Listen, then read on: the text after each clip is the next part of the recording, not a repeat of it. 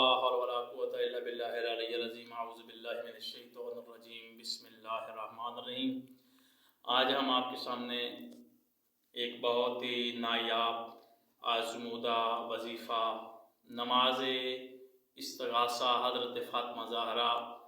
سلام اللہ علیہ اللہم صلی علی محمد وآل محمد لے کر پیش ہوئے ہیں،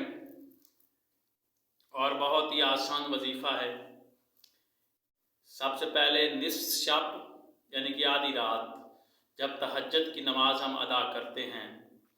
اس وقت یہ وظیفہ کیا جا سکتا ہے، اور پھر یہ وظیفہ دوپہر کو دھوپ پہ ننگے پاؤں ننگے سر آپ یہ وظیفہ کر سکتے ہیں 12 بجے، جب صحیح سورج درمیان میں آتا ہے 12 بجے تقریباً آپ یہ وظیفہ کریں دن کو، اور رات کو 1-2 بجے کے قریب یہ آپ وظیفہ ادا کریں۔ ادا کیسے کرنا ہے کہ 2 رکعت نماز پڑھتا ہوں یا پڑھتی ہوں، نماز استغاثہ جناب فاطمہ زہرا قربۃ اللہ۔ جب یہ آپ پڑھیں گے صبح کی طرح کی نماز ادا کر کے 2 رکعت تسبیح جناب فاطمہ زہرا پڑھیں، تسبیح پڑھ کر آپ سجدے میں چلے جائیں۔ جب آپ سجدے میں جائیں گے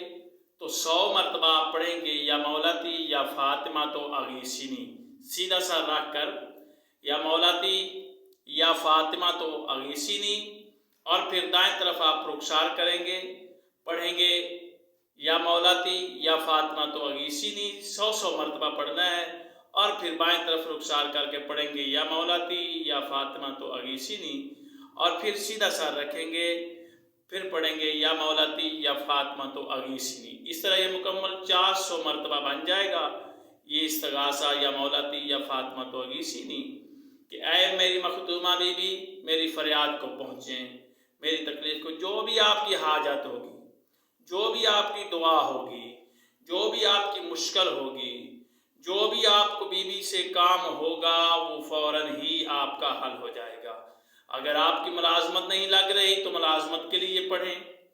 اگر آپ کے رزق میں تنگی ہے تو رزق کے لیے پڑھیں، کاروبار نہیں چل رہا تو کاروبار کے لیے پڑھیں، گھر میں برکت نہیں ہے تو یہ نماز پڑھیں، کوئی بھی آپ کو مشکل درپیش ہے تو نماز استغاثہ جناب بی بی فاطمہ زہرا سلام اللہ علیہا اس کو آپ ادا کریں تو انشاءاللہ تعالیٰ آپ کی مشکل حل ہو جائے گی۔ اللہ تعالیٰ آپ کا اور ہمارا حامی و ناصر ہو۔ اللہ حافظ۔